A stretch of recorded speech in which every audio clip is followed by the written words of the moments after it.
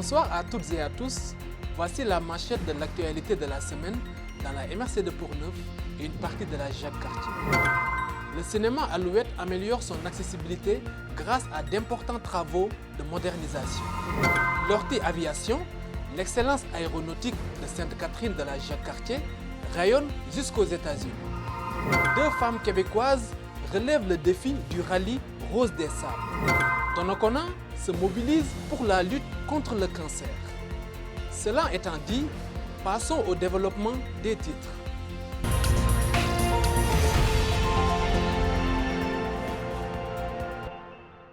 On commence par la musique. Un passionné d'accordéon de Portneuf met à l'honneur le patrimoine musical québécois. L'accordéoniste et enseignant Tony Vézina lance son 12e album. Pour vous seulement, volume 6, un projet réalisé en collaboration avec 3 musiciens de Saint-Raymond. L'album propose 22 pièces traditionnelles d'accordéon inspirées des répertoires de grands noms tels que Gilles Paré, Émile Prud'homme, André Verschuren, Gérard Lajoie et Thérèse Rioux. Plus qu'un simple enregistrement, l'œuvre se veut un outil de transmission destiné autant aux amateurs qu'aux musiciens qui souhaitent apprendre et préserver ces mélodies d'autrefois. Offert en coffret comprenant un CD et un DVD pédagogique ou encore sur clé USB, l'album rend hommage à des artistes aujourd'hui disparus tout en faisant rayonner la tradition musicale portneuvoise. Le lancement officiel aura lieu le 23 juillet prochain au Parc des Berges de Donnacona, dans le cadre des Jeudis musicaux. Place à l'aviation maintenant. Peu de gens le savent, mais une entreprise de Sainte-Catherine de la Jacques-Cartier contribue directement à la préparation des pilotes de la marine américaine. Depuis plus de 20 ans, Lortie Aviation entretient des appareils militaires uniques tout en développant ses activités civiles dans le secteur des hélicoptères. Nous avons visité ces installations lundi. Reportage au cœur de cette structure qui fait voler l'expertise québécoise à l'international. Lundi dernier, Luzika Mengi et moi-même avions visité ces installations. Reportage. Dans les hangars de Lortie Aviation, le bruit des outils remplace celui des réacteurs. Ici, les spécialistes travaillent à maintenir en état de vol des appareils devenus rares à travers le monde. Depuis plus de 20 ans, l'entreprise de Sainte-Catherine de la Jacques-Cartier entretient une flotte de Hawk Hunter, des avions militaires conçus dans les années 1950. En fait, Lortie Aviation, ça a commencé en 2002 avec, à la base, c'était les Northern Lights. M. André Lortie était co-associé et il avait commencé avec 2 avions pour l'armée canadienne. Puis ensuite, en 2005, on a été approché par une compagnie qui s'appelle ETAC, qui nous a permis de transiger vers les États-Unis. Donc maintenant, on travaille en collaboration avec ETAC pour l'armée américaine. Ces appareils sont utilisés dans le cadre d'exercices d'entraînement destinés aux pilotes de la marine américaine. Pour maintenir ces avions en service, l'entreprise a développé une expertise exceptionnelle en fabrication et en restauration de pièces devenues pratiquement introuvables. C'est un des problèmes qu'on a eu il n'y a pas si longtemps, c'est qu'on commençait à manquer de pièces parce que c'est des vieilles avions. Ils vont encore très bien, mais les morceaux des fois sont difficiles à trouver. On n'a donc pas eu le choix de commencer à les fabriquer. On est relativement chanceux parce qu'on a toute la documentation pour connaître les matériaux, les formes, puis reproduire ces pièces. Aujourd'hui, Lortie Aviation possède plus de 90% des pièces Hawk Hunter encore disponibles dans le monde et réalise près de la totalité de ses travaux de maintenance à l'interne. L'entreprise a également diversifié ses activités avec la maintenance des moteurs du Mirage F1, un avion de chasse français. Dans le fond, on teste au moins un moteur neuf par mois, puis ça c'est plus les réparations. D'accord. Donc, on peut compter à peu près une vingtaine de tests moteurs par année. Le plus gros défi qu'on a, nous, dans le fond, c'est les pièces qui, vu que c'est des moteurs vraiment anciens, les pièces commencent à être manquantes. Fait que là, on a, avec d'autres départements, Il faut qu'on crée, soit qu'on crée de nouvelles pièces, il faut qu'on trouve les plans de fabrication qui avaient été produits dans le temps pour qu'on puisse en refaire de nouvelles, soit au même standard ou des standards plus élevés pour être sûr que la navigabilité n'est pas affectée. Mais le savoir-faire du groupe ne s'arrête pas aux avions de chasse. Avec Wendeco Hélicoptère, une filiale acquise en 2013, l'entreprise participe aussi à plusieurs missions essentielles partout au Québec. Transport de travailleurs, soutien de compagnies minières, surveillance des lignes électriques et lutte contre les feux de forêt font partie du quotidien de ces pilotes. C'est un hélicoptère qu'on utilise beaucoup avec Hydro-Québec, les feux de forêt, les compagnies minières, puis aussi le gouvernement. Beaucoup de transport de passagers. On peut emmener 5 passagers à l'intérieur. Sinon, des fois, on peut accrocher autour de l'hélicoptère un câble, puis faire de l'élan pour emmener des différents matériaux, des choses de même sur des sites là, qui sont durs d'accès. La flotte compte 5 hélicoptères utilisés dans des environnements souvent difficiles où la sécurité et la précision sont essentielles. Comme ailleurs dans l'industrie aéronautique, le recrutement demeure un défi. On a un peu le manque de personnel, des fois qualifié qu'il peut avoir, parce que c'est pas n'importe qui peut piloter ça.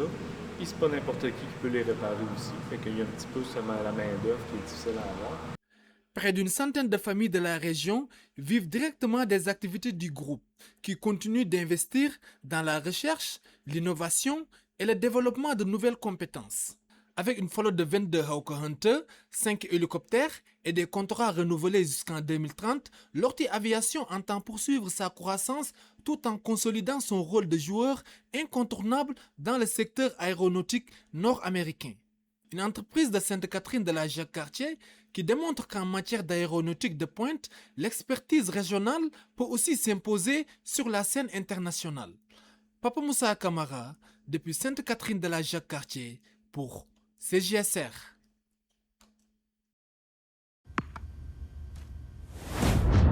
Au Québec, on est fiers de nos richesses. Arrête donc. Pas toi, le graphite dans ta raquette. Hein? On a de grandes ambitions dans la production de gallium. Quoi? Ben, du gallium. Il y a ça dans ton ordi. Juste là. Ah! Le Québec, c'est un vrai chef de file en production de... Oui, on a compris. En production de bois de construction. Exact. Le chantier par là. Au Québec, la gestion responsable et durable de nos ressources, on la met à l'avant-plan. Saviez-vous qu'il existe de nombreux crédits d'impôt auxquels vous pourriez avoir droit? Pour savoir lesquels, c'est simple. Consultez le justepourtous.ca. Tous les crédits d'impôt disponibles sont là. Ainsi que vous soyez parent, aîné ou encore proche aidant, étudiant ou travailleur autonome, vous pourrez facilement identifier les crédits d'impôt qui vous concernent. Assurez-vous d'en bénéficier. Rendez-nous visite au justepourtous.ca. Comment adapter une ville aux besoins des familles et d'une population vieillissante? Toujours à Sainte-Catherine de la Jacques-Cartier, la réponse passe par une nouvelle politique familiale et des aînés. Fruit de 2 années de consultation et de réflexion, ce plan d'action dévoilé mercredi dernier guidera les décisions municipales jusqu'en 2030, afin de favoriser la qualité de vie, l'inclusion et le bien-être de l'ensemble des citoyens. Reportage Luc Robitaille. Une politique de la famille et des aînés pour Sainte-Catherine de la Jacques-Cartier. Alors bonjour, bienvenue au lancement de la politique et des familles et des aînés en collaboration avec Municipalité Amis des aînés pour 2026 à 2030. Avant de procéder à la présentation officielle, j'inviterai M. le maire, Mathieu Roberge, à venir vous adresser quelques mots. Merci, bonjour tout le monde, mesdames, messieurs. C'est avec beaucoup de fierté que nous procédons aujourd'hui au lancement de notre nouvelle politique Famille et aînés 2026-2030.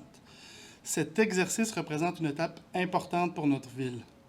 La ville de Sainte-Catherine de la Jacques-Cartier affirme son engagement à offrir un milieu de vie accueillant et stimulant qui favorise l'épanouissement et le bien-être des familles et des aînés. Elle indique ainsi la façon dont elle veut articuler son développement et le type de milieu de vie qu'elle souhaite valoriser. Et d'une participation citoyenne. Je tiens à souligner l'engagement de Mme Josée Lampron, conseillère du district numéro 5, qui a piloté ce dossier avec sérieux et détermination. Merci, M. le maire. Alors, en tant que conseillère municipale responsable du comité de la famille et des aînés, j'ai eu le véritable privilège de travailler à l'élaboration de cette politique et à son plan d'action. Une partie des objectifs est de contribuer à la rétention des familles et des aînés et favoriser la venue de nouveaux résidents, soutenir le vieillissement actif et les rapprochements intergénérationnels, accroître le soutien collectif, accroître le sentiment d'appartenance des familles et des aînés envers leur ville. Des familles et des aînés de notre communauté. La famille constitue la cellule de base de la société. Elle est le premier lieu d'apprentissage et de socialisation. Elle permet le partage des valeurs et favorise le développement intégral, le soutien affectif et l'entraide mutuelle de ses membres. Pour le volet aîné, les personnes âgées de 65 ans et plus, un individu peut être à la fois grand-parent, retraité, autonome, bénévole, salarié, etc. Son âge est avant tout un point de repère lui conférant un statut supplémentaire, celui d'aîné. Pour la ville de Sainte-Catherine-de-la-Jacques-Cartier, il est avant tout un être à part entière qui contribue de façon importante à l'enrichissement de sa communauté en permettant notamment la transmission de connaissances entre les générations. Oui, bien, on est obligé, en fait, au niveau de la loi, d'avoir une politique pour les familles et les aînés. La démarche qu'on a faite, on était encadré par un professionnel externe qui a dirigé nos conversations. À la table, on pouvait voir les gens qui s'occupent des poupons, des adolescents, les personnes âgées, les commerçants, les citoyens. Donc, on allait chercher un peu le pouls de tout le monde. La municipalité avait déjà, elle, pris des actions pour les familles et les aînés. Donc, ça a été aussi un peu le canevas de ces discussions-là pour s'assurer que la ville, ensuite, puisse faire un suivi sur cette politique-là, en fait, et ne pas la laisser tomber aux eaux. Nous, il y a les aînés, oui, mais il y a les familles, parce qu'à Sainte-Catherine-de-la-Jacques-Cartier, la moyenne d'âge des citoyens est à peu près 35 ans, donc on a vraiment beaucoup de familles.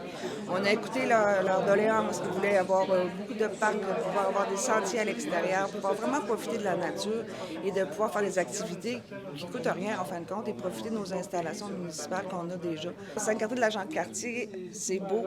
On a beaucoup de familles, on a beaucoup de places extérieures, d'organismes. On est une ville que, je pense qu'en nombre de bénévoles, on est gâtés. Donc, on espère de faire briller tous ces organismes-là et de les aider dans leur accomplissement pour les citoyens. À travers tout le plan qui nous a été dévoilé tout à l'heure, quel est votre rôle actif à travers ça? Bien, mon rôle, c'est que je suis la personne ressource, mais il y a un comité de suivi qui a été formé, qui est chapeauté par la conseillère, Mme Josée Lampron. Et les trois membres sont M. Gérald Junot, Mme Claire Savard et Mme Valérie Lacroix. Donc, ce comité-là va s'assurer que tout soit mis en place pour essayer de réaliser toutes les actions qui sont inscrites dans la politique. C'est une très grande fierté pour nous. C'est l'aboutissement de 2 années de travail de la part du comité qui est ici, du comité du service loisirs, sport, culture, vie communautaire. C'est un excellent outil pour notre conseil municipal pour enligner la prise de décision et tout. Je travaille pour Espace Muni, qui est l'organisme qui soutient les municipalités à travers le Québec. On est une vingtaine d'accompagnateurs là, qui couvrent l'ensemble du Québec. Moi, particulièrement, c'est toute la région de la capitale nationale, de Portneuf, la Jacques-Cartier. Bien, je trouve qu'il y avait des beaux défis à Sainte-Catherine, puis je trouve ça intéressant. J'ai eu la chance là, d'échanger avec le maire aussi. Qu'est-ce que les gens ont besoin, les familles, les aînés. Sainte-Catherine avait des gros enjeux. Luc Robitaille, à Sainte-Catherine-de-la-Jacques-Cartier, pour CJSR. Depuis 17 ans, le Relais pour la vie de Portneuf rassemble des centaines de citoyens autour d'une même cause. Soutenir les personnes touchées par le cancer et financer la recherche. Cette année, l'événement prenait des airs de fête folkloriques. Mais derrière la musique et les sourires, les témoignages de courage et d'espoir étaient au cœur de la journée à Donnacona. Philippe Papillon s'était rendu sur place samedi. Écoutons. Alors, moi, c'est Lucie Côté, responsable du relais pour la vie Port-Neuf, impliquée dans le relais depuis la 17e année. Alors, ça fait 17 ans que l'événement a lieu à Port-Neuf. Qu'est-ce que ça fait au fil du temps? Ça fait un événement rassembleur pour toute la région de Port-Neuf. Les gens savent qu'une journée par année, on est là pour eux, pour tous les gens touchés par la maladie. Et on devient une grande famille. Ici, tout le monde se connaît, tout le monde partage. Il y a vraiment une ambiance exceptionnelle à cause de ça. Alors, au fil des années, j'ai développé des liens avec des participants d'espoir qui reviennent année après année. Certains de ces participantes-là d'espoir ou participants vivent avec des cancers incurables. Donc, ils savent qu'ils n'en guériront pas. Mais leur vie était décomptée pour certains 1 an, 2 ans, et ça fait 5, 6, 7 ans qu'ils sont avec nous parce qu'encore aujourd'hui, ils travaillent avec des protocoles de recherche et ils gagnent du temps et du temps de qualité malgré la maladie. C'est ça sur le terrain que ça apparaît et j'ai des témoignages à chaque année très émouvant de ces personnes-là touchées par la maladie. Alors, cette année, on est sur le thème folklorique. On s'est dit, bon, pourquoi pas rentrer dans le temps avec quelques petits accessoires qu'on a mis ici et là, aller dans la musique folklorique. Fait que le début de notre prestation musicale était vraiment du folklore. On a un petit thème, un beat sonore aussi, que c'est de la musique folklorique. Il y a des équipes qui ont mis des chapeaux, des bretelles. Fait qu'à chaque année, on veut mettre un thème, pas trop compliqué. Les gens sont libres de faire ce qu'ils ont le goût, mais cette année, on a un petit son folklorique à certains endroits, puis ça met de l'ambiance. On a fait aussi une danse pour l'ouverture, la mise en forme, une danse folklorique animée par Manon Poitras, qui nous a fait une danse de ligne folklorique en ligne. J'espère c'était vraiment beau à voir. Bonjour, moi c'est Marie-Pierre Beaumont. Je fais partie de l'équipe des Étoiles filantes pour le relais pour la vie dans Port-Neuf. Ça se passe à Donnacona. On est plusieurs équipes à faire partie du relais. Ça fait 17 ans que le relais existe ici à Donnacona et on est 2 équipes qui sont là depuis le début, depuis 17 ans. On est les Étoiles filantes, puis on est vraiment très fiers et intéressés à poursuivre cette belle activité pour les prochaines années. Au relais pour la vie, on a quand même 2 moments forts qui sont le tour des participants d'espoir. C'est le tour où on célèbre la vie. Les participants d'espoir, c'est nos gens qui ont vécu un cancer ou qui le vivent présentement. Il y en a que ça fait 20 ans, 15 ans, 10 ans qui ont eu un cancer. Il y en a d'autres qui sont dedans. Le fait de le vivre en groupe comme ça, bien, certains participants d'espoir qui sont à leur première année de maladie, bien, de côtoyer d'autres que ça fait 20 ans qui sont guéris, bien, c'est ça l'espoir. Fait qu'on est là pour célébrer la vie. L'autre moment fort, c'est 21h30, c'est la cérémonie des luminaires. La cérémonie des luminaires est là pour rendre hommage parce que malheureusement, encore beaucoup de victimes sont faites par le cancer. Bien, on rend hommage à nos personnes disparues, mais aussi on rend hommage avec des luminaires qui portent le nom d'une personne. On rend hommage à ces personnes-là qui sont soit des gens qui se battent présentement. On leur fait un luminaire à eux, continue à te battre. Fait que c'est autant pour les personnes qui sont disparues que les personnes qui se battent présentement à la cérémonie des luminaires. Fait que c'est 2 gros moments forts du relais pour la vie Port-Neuf. OK. Alors, les défis contre la maladie sont importants, autant au niveau de la recherche, le soutien, la prévention. Aujourd'hui, au relais pour la vie, il y a une pétition qui est signée au niveau des élections municipales des élections provinciales qui s'en viennent à l'automne. Une pétition où on demande à tous nos gouvernements qui sont en élection c'est quoi les gestes qu'ils vont poser contre le cancer, autant pour la recherche, s'assurer que les gens ont des soins en oncologie rapidement, que tout le monde puisse être là auprès d'eux. Aussi, pour avancer la recherche. Et le 3e point dans la pétition, c'est comment, quand on vit avec le cancer, il y a des coûts importants aux familles. Alors, pour diminuer les coûts rattachés aux familles. Alors, la société s'implique partout, puis ça a un impact tout le temps à différents niveaux, mais il ne faut pas lâcher.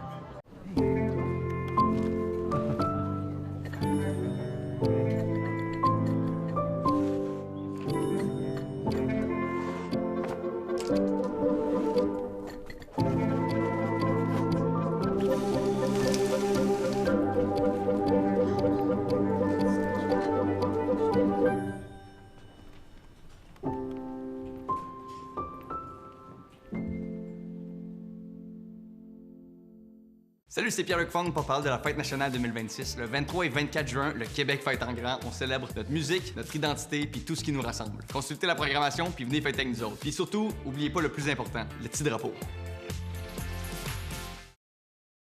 Restons à Donnacona. un projet rassembleur prend forme sur le parvis de l'église. Le relais de la Pointe aux Écureuils a inauguré le mercredi 10 juin un nouveau four à pain communautaire qui permettra bientôt aux citoyens de cuire de pain, pizza et autres produits artisanaux dans un espace convivial et accessible à tous. Une initiative qui vise à redonner vie à la place publique tout en favorisant les rencontres entre les générations. Arthur Bordelot était sur place.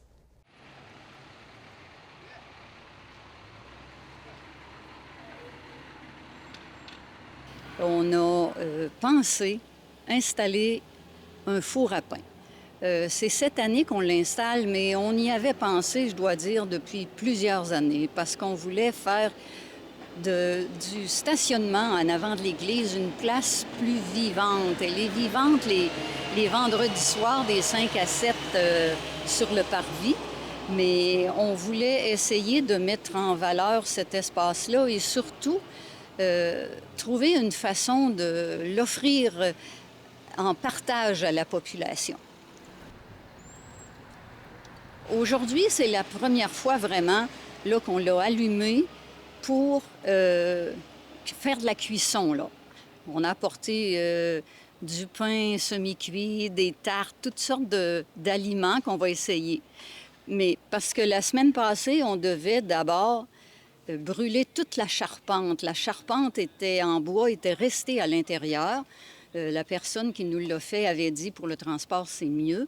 Alors, la semaine passée, c'était notre première étape. On faisait brûler toute la charpente. Et une fois que ça s'est fait, on a nettoyé le four.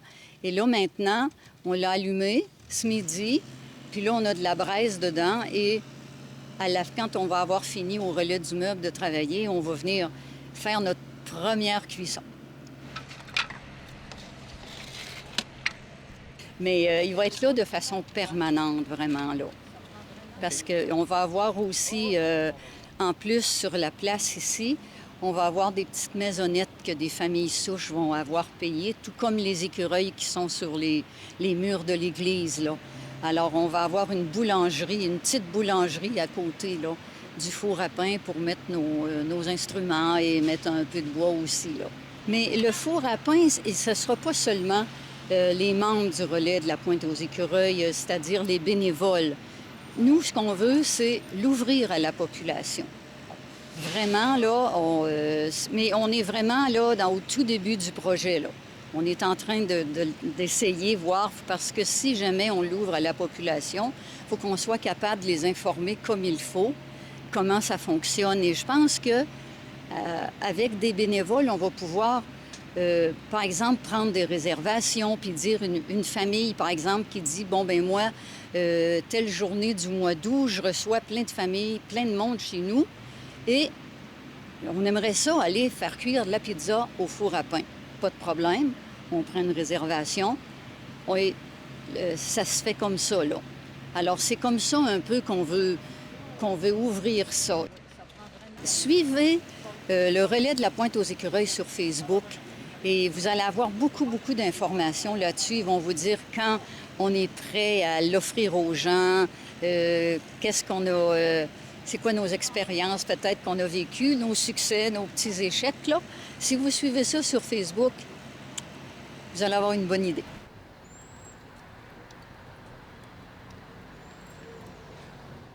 Le cinéma Alouette de Saint-Raymond est désormais plus accessible aux personnes à mobilité réduite. Après plusieurs mois de travaux, l'établissement a dévoilé le 10 juin de nouvelles installations destinées à faciliter l'accès à ces salles. Un élévateur, une salle de bain adaptée et des portes automatiques ont notamment été aménagées grâce à l'appui financier du gouvernement du Canada et de la MRC de Portneuf. Au-delà des rénovations, les propriétaires souhaitent rendre l'expérience cinématographique accessible à l'ensemble de la communauté. Regardons. Ouais. Alors, bon matin, merci d'être présent. Merci Ski à Coggin de représenter la ville des coups. On voulait faire une petite conférence de presse parce qu'on avait un souci qui était surtout pour les personnes en mobilité réduite. pour l'accessibilité au commerce, aux salles de cinéma, aux jeux d'évasion, puis aux jeux d'énigmes extérieurs. Fait que toutes les choses comptées ici. Fait qu'on a fait une demande de subvention là, au niveau des fonds d'accessibilité du gouvernement du Canada, ainsi que la MRC. Ils nous ont octroyé une subvention pour réaliser notre projet. Fait qu'on a eu ça, on a eu la réponse officielle en janvier 25. On a terminé la phase 1 des fabriquettes. Ça a été beaucoup d'étapes. Même avant qu'on ait les réponses de subvention, on avait déjà commencé à investir pour faciliter l'accessibilité, mais sans le projet, ça aurait été difficile. Sans la subvention, ça aurait été difficile de tout réaliser là, déjà rendu en 2026. Et là, présentement, ce qu'on a commencé par étape, avant d'avoir la subvention, on avait changé la rampe extérieure. On avait modifié, mis en béton avec une bonne garde en acier galvanisé. Et déjà là, les coûts avaient déjà monté beaucoup. On a dû réaménager ici en arrière de moi, là, c'est l'élévateur qu'il y a. Avant, ceux qui s'en souviennent, on est nostalgique un peu de ça, mais on avait une belle billetterie qui était là en long, qu'on a dû sacrifier malheureusement. Et c'était le meilleur endroit pour mettre l'élévateur. Avant de prévoir l'élévateur là, il fallait changer nos bureaux de place, il fallait changer l'escalier. Il y a eu beaucoup de travaux qui ont été faits derrière les portes noires en arrière de moi. Là. Il y a eu des travaux qui ont été faits là pour moi réaliser ça. Et on a aménagé l'élévateur dans ce secteur-là pour des marches. Avant tout ça, il y a eu des plans, on se cherchait comment le faire. On a passé peut-être à une rampe d'accès, mais la rampe, il fallait qu'elle s'en jusqu'à l'extérieur pour être légale selon les normes. Donc, on a oublié le projet. Ça a été l'élévateur. Là, on a eu l'annonce de subvention. Puis, on a pu continuer avec les dernières étapes, donc les toilettes. On a dû changer les hommes et les femmes de côté pour faire de la place de côté pour aménager une toilette. On pourra aller voir tout à l'heure. Et on a une toilette aménagée maintenant qui accueille une chaise, que d'autres personnes ont été réduites, sur le panier en haut. Fait que l'accès aux salles se fait normalement. Et la dernière étape qui vient d'être faite, ben, c'est la porte d'accès qui a été changée au complet. Puis on a mis une porte automatisée, une les deux, avec un système électrique pour ouvrir la porte, la fermeture automatique. Fait que suite à tout ça, là, on est pas mal avancé dans la... C'est pour ça que la conférence de presse, on l'a fait présentement pour remercier nos partenaires. Fait que le gouvernement du Canada, la MRC de Portneuf, et aussi Reconstruction, qui a fait de la magie avec une bâtisse de 1947, là. C'est pas toujours... L'entrepreneur local est je dirais, un meilleur point. En tout cas, il a fait des miracles ici avec ce qu'on avait. C'est un peu ça. J'aimerais laisser aussi Corinne venir dire quelques mots. Là. Laisser parler un petit peu. Bien, d'abord, félicitations d'avoir pris toutes ces initiatives-là. Je pense que c'est un besoin avec notre population qui est vieillissante aussi, puis le besoin de socialiser, qui veut faire des activités. C'est vraiment... un bel investissement, un bel ajout, là, de remarquer aussi les culottes adaptées, tout ça. Fait que bravo. Vraiment, tout à notre honneur de continuer à investir dans le système à Saint-Raymond, puis pour accueillir toute la population. C'est que c'est courser deux pattes sur ses roues. Exactement. Fait que, merci. Mais justement, quand tu parles de ça, il y a la Maison des aînés de Conrouge qui sont venus avec plusieurs personnes dans minorité réduite, là. C'est des gens qui étaient d'ici. C'est en mon Dieu, je pensais jamais pouvoir venir au cinéma, là. Fait que ça, c'est vraiment le fun, là, parce que même si les rentrent en chaise, là, c'est transféré dans les bars, dans les salles, par la suite. Pour moi, ça nous donne l'accès aux salles. Oui, c'est ça. Ben, je n'avais qu'il y avait des endroits dans la salle ici, là, de s'installer. Ça va être la phase 2. Mais il y a une place déjà pour une chaise dans chacune des salles. Mais notre but, ça serait d'en rajouter quelques-unes, là. Mais ça fait la phase 2 à suivre, là, le temps. Parfait. Ça fait le tour un petit peu de notre installation pour les personnes à mobilité réduite. Mais on se cache pas qu'on a continué à investir dans d'autres parties du cinéma. On a aussi modifié le stationnement à côté pour avoir au moins entre deux parkings. Le stationnement, c'est plus pour les travailleurs, nos employés, et on veut garder des places justement pour les personnes à mobilité réduite. Fait qu'ils vont pouvoir débarquer, avoir une belle strap qui ne va pas tout casser, puis se rendre jusqu'à la rampe. Fait que c'est ça un peu le but, qu'on investit aussi dans le stationnement à côté.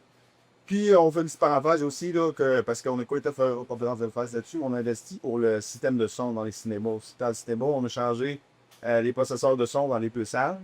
On a passé les deux salles en 7.1.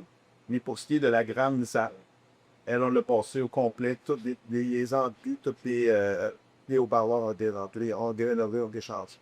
Maintenant, on a deux salles 7.1, dont un système de son complètement neuf pour la salle, la grande salle. Tout à l'heure, si vous voulez, là, je peux aller mettre un petit bio. Il démontre vraiment le 7.1 dans la salle avec l'effet des nouvelles quêtes. Là.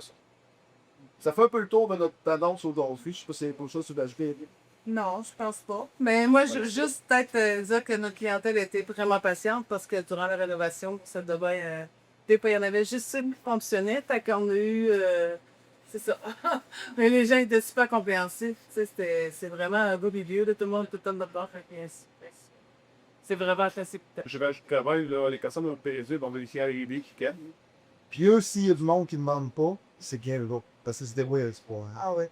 C'est pas eux autres qui Bien notre accessibilité, même sauf au lièvre, comme on pouvait pas des fois mobile marche. Mais eux autres, ils ont apprécié l'installation, mais bon, ceux qui ne demandent rien, ils paient quoi ce qu'on doit, puis quand mieux, sont pris un petit peu. Il y en a un petit peu plus facilement. Combien au total ça a coûté l'installation juste du lève-personne? C'est par étape, hein? Il n'y a pas grandes étapes en bas de 50 000, puis il y a plusieurs étapes. Fait que c'est ce qu'on pourrait dire. Exact. Vas-y, s'il te plaît. Le total, je dirais, c'est en haut de 200 000 là, d'investissement. Là. Mais juste l'élévateur, ça fait quand même dans au pied. C'est ça, c'est que ce que. C'est ça. En tout cas, Québec, quand on finissait de clore un dossier, là, il n'avait pas en bas de 50 de bâtisse, il fallait penser. Fait que ça a été assez. C'est les coûts des matériaux aussi qui ont augmenté. Puis là, c'est ça. On a traversé la COVID, puis on était post-COVID. Fait qu'on a eu des belles surprises. Mais... Vieux bâtiment aussi. On a eu vraiment un bon marché avec nous autres qui nous accompagnaient là-dedans. Essayer de faire du tour avec ce qui était un petit peu moins droit. Ouais, c'est ça. Encore félicitations pour l'investissement, pour garder le cinéma vraiment en port actif. Ils ont beaucoup de show. Puis on peut avoir toujours la meilleure programmation qui est l'achalandeur. On essaie les deux salles, là, des fois, on essaie de faire des miracles avec les salles. Je pense que c'est bien apprécié par toute la population d'avoir trouvé cette option-là de divertissement. Réviser l'isolement. Bravo. Bravo d'avoir fait ça. Pas de soucis, merci d'être là. Puis je peux vous montrer, on pourra aller voir aussi les salles de bain. Je vais peut prendre des îles. Le montant de la subvention, c'est combien? Le gouvernement du Canada, on a eu 125 000, puis à MRC, on a eu 15 000. Est-ce que vous avez les noms spécifiques des polygones dans lesquels vous avez... C'est juste comme, c'est le fonds de reste souple du gouvernement du Canada. Ça, puis là, c'est la MRC. C'est pas, c'était quoi le programme? Petite entreprise, c'est dans le fond de petite entreprise. Autre question, peut-être à quel point c'est important justement pour d'investir dans votre cinéma là, pour la mettre au budget. Pour ce qui est de cette accessibilité, c'était pas au point de vue monétaire. C'est parce que la rentabilité, c'est tout ça qu'on a fait. C'est pour le rendre accessible. Est-ce que ça va le donner des clients? On espère. C'est pas sûr le but à la base. Le reste, il faut rester à jour dans les investissements. Je dirais qu'il faut toujours en changer un petit peu. Il y a des choses que les clients ne boivent pas. Il y a des choses que les clients vont se rendre compte. Comme je donne un exemple, depuis plusieurs années, on a changé les supports informatiques. Tout le fait. Fait que ça, le client ne le voit pas. Et ceux qu'on avait, il aurait été des huiles, je ne pouvais pas y réparer. Donc, on avait payé de service. On n'aurait pas pu projeter les prix. Fait que ça, il faut garder ça toujours. Ça change très bien. Puis, au niveau des sabords, les haut-parleurs, les amplis, etc. Mais c'est ça notre but. C'est pas faire investir. On regardait vendre certaines pièces en coup. Et ben, fait que notre vision, c'est juste pas arrêter l'exploitation des algues que rien d'autre à l'idée de la donnée. C'est assez compétitif ici, là, dans les milieux qui évoluent rapidement en technologie, mais c'est au peut-être en ça de cette carte. Parce qu'il y a une statistique qui est sortie récemment qui disait que l'année dernière, il y a eu une baisse de 15% de l'achalandage dans les salles et de 39% depuis 2019. Est-ce que c'est dans votre réalité? Est-ce que quelque chose que vous ressentez, vous aussi?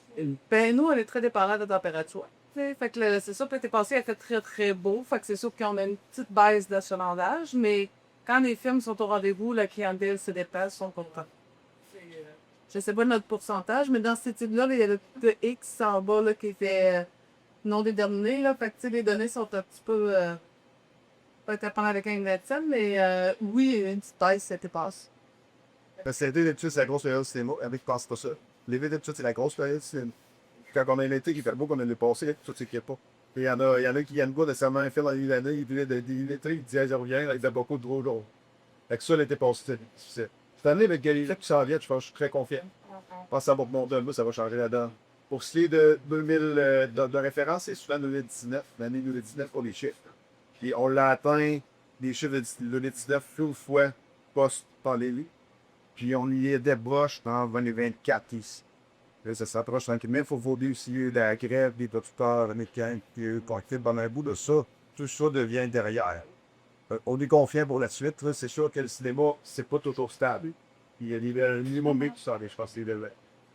Nous confirmer quelques titres qui s'en viennent. Histoire de jouer 5. Histoire de jouer 5 qui sort bientôt. Ça, c'est sûr que ça va être assez gagnant. On a 3 bons films québécois qui s'en viennent. François avec Lou Boxette. On a 1, 2, 5 Les Malaises avec Élie Girard et tout. Belle panel d'artistes. On a Rédemption. C'est cool, même le Québécois d'été. Mais au travers de tout ça, ben, il y a aussi Mignon qui s'en vient, Mignon et Monstre qui s'en vient, une nouveau Mignon. Il y a peut-être comme ceux qui s'en viennent, on va voir d'autres ici parce que c'est le genre de film on va le louer peut-être pas à sa sortie, on va essayer de jouer. 2 salles, c'est difficile. Peut-être quoi, il n'y a pas un film pour enfants qui est trop populaire. On se cachera pas ici, ça le monde des films d'animation ou des films québécois. Ça a eu bonne. C'est ce qui peut vendu. En notre créneau, des fois, on essaie de faire plaisir aux gens d'en emmener d'autres là, quand on a les demandes. Là. Puis que ces là sont comme moi, je pense. Et on a eu un beau projet, là, un jeune secondaire 4-5 qui nous a approché. Puis jeudi passé, on a joué Amazing Digital Circus, le Last Act. On connaissait pas ça, c'est des petits bonhommes. Puis là, j'ai échangé avec le jeune, puis on a dit écoute, si tu peux nommer les conditions et remplir les conditions, on a présenté le film. Ça, c'est fun, tu sais, des petits projets comme ça qui naissent. Quand le voir, ça, 2014 ans. Ouais. Vous voulez venir le voir ici, ça. Vous vous adaptez aussi avec la température, des fois de rajouter des représentations. Fait que ça, je pense que c'est bien apprécié de la population. L'été, dans le fond, on appelle-dit, là, quand c'est la période de l'école, la période qui se termine bientôt, tu vas juste en avoir une ski sac blanche. L'été, on a aussi des recommandations de voir les dit qu'on va avoir quand je suis sûr. Puis quand il pleut, des fois, surveiller notre page Facebook, dans les Internet, parce qu'on va rajouter d'autres recommandations des fois à la qualité. Les journées qui pleut, ben dépassons, on n'a pas rajouté. Non. On espère en rajouter plus.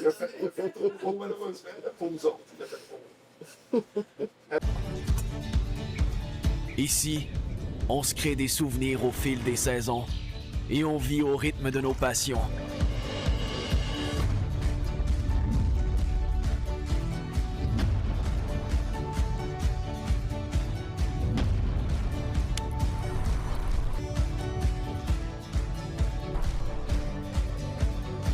Ici, quand l'aventure nous appelle, on répond.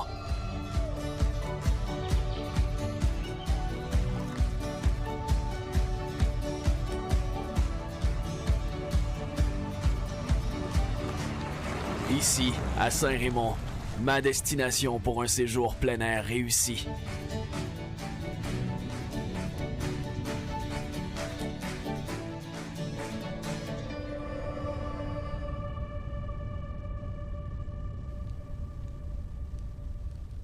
Deux Québécoises s'apprêtent à relever un défi hors du commun, au cœur du désert marocain. Christine Rivard et Nathalie Delpierre participeront du 9 au 18 octobre 2026 au Rallye Rose des Sables. Une aventure 100% féminine d'orientation dans le désert où la navigation à la boussole prime sur la vitesse. Je me suis entretenu avec elle. Écoutons. Alors, Madame Rivard, oui. Expliquez-nous en quoi consiste le Rallye Rose des Sables, concrètement. OK. Concrètement, on va avoir des étapes. Ouais. Donc, du 9 au 18, on va avoir notre arrivée. Quand on arrive, là, c'est sûr que la première journée, il va y avoir vérification parce que nous, on est en côte à côte aussi, là. Fait que, on a notre locataire, notre loueur qui est là-bas, donc déjà sur place. Fait qu'il va y avoir des vérifications mécaniques, il va falloir passer au médical aussi. Fait que c'est un peu tout, tu sais, de vérifier beaucoup de paramètres là, par rapport à notre équipement, nous. Puis ensuite, la deuxième journée, dans tout ça, tu sais, quand on va partir dans le désert, on va avoir 2 jours aussi en autonomie. Donc, ça va être une autre étape qu'on va avoir, un autre défi à franchir. Fait que c'est ça, on va apprivoiser les scorpions et les serpents, là, peut-être, mais en tout cas. Fait que, mais c'est ça, fait que c'est un petit peu, disons, puis on va avoir différentes étapes là, jusqu'à la fin, jusqu'à la ligne d'arrivée. Fait que c'est ça. On en a 2 jours. Puis on va avoir différents terrains aussi à explorer là, dans notre parcours parce qu'il y a un circuit à chaque jour.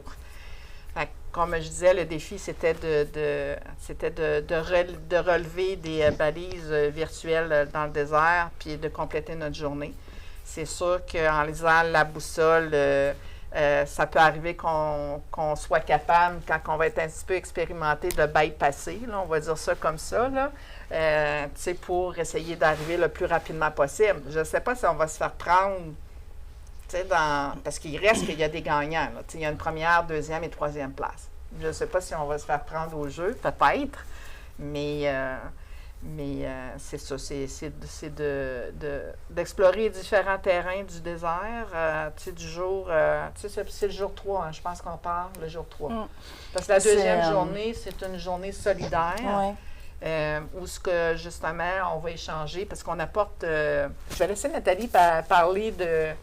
je trouve que c'est bien important pour comprendre le rallye. C'est pas le Dakar. On s'en va pas faire le Dakar. C'est pas un rallye de vitesse. On fera pas du Gymkhana dans le sable. C'est pas ça le but. C'est vraiment un rallye d'orientation. Donc, faut vous dire qu'on part avec notre côte à côte, toutes les deux. Puis, on a juste comme outil pour remplir nos étapes une boussole, un roadbook. Puis c'est pas mal tout. Le triptyque. Et puis le triptyque, c'est un appareil qui est mis dans la voiture qui calcule le nombre de kilomètres du départ à l'arrivée. Le but de tout ça, c'est de dire on fait comme c'est une chasse au trésor. On va pas chercher des trésors, on va chercher des balises virtuelles. Mais le but, c'est de faire le moins de kilomètres. Comment il marche le classement? Le but, c'est de faire le moins de kilomètres possible entre la ligne de départ et la ligne d'arrivée, tout en étant capable d'aller décrocher les balises avec notre boussole. Bon, c'est ça le principe en fait du rallye. Participer au rallye Rose des Sables demande aussi du financement. Voilà. Et vous avez même lancé une campagne pour récolter des fonds. Où en êtes-vous avec votre campagne et quels sont vos objectifs? OK, je vais laisser Nathalie parce que c'est elle. C'est moi la comptable. C'est le maître des finances. En fait, oui, le gros nerf de la guerre pour pouvoir partir, c'est de boucler le financement. C'était quand même un gros budget. C'est beaucoup plus gros que ce qu'on avait imaginé au départ. Comment on s'y prend? C'est pas compliqué. Il y a 3 étapes. 1, les commanditaires. Donc, on a contacté moult entreprises pour essayer d'aller chercher des petits montants de financement en tant que commandite. Ça, c'est toujours ouvert. Puis, s'il y a des gens qui sont intéressés, je vais les envoyer directement sur notre site Facebook ou prendre contact avec nous. Ça va nous faire plaisir de leur partager un dossier de commandite. On a un dossier qui est super bien monté, très étoffé.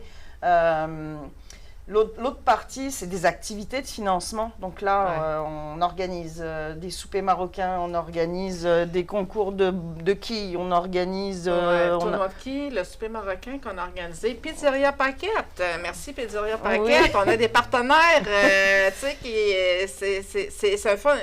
La Fosse, on a eu un spectacle d'humoristes aussi. Il y a des humoristes. Donc on fait des activités qu'on vend à nos contacts et puis on se regroupe. Ça nous permet d'échanger, de communiquer sur l'avancement du projet.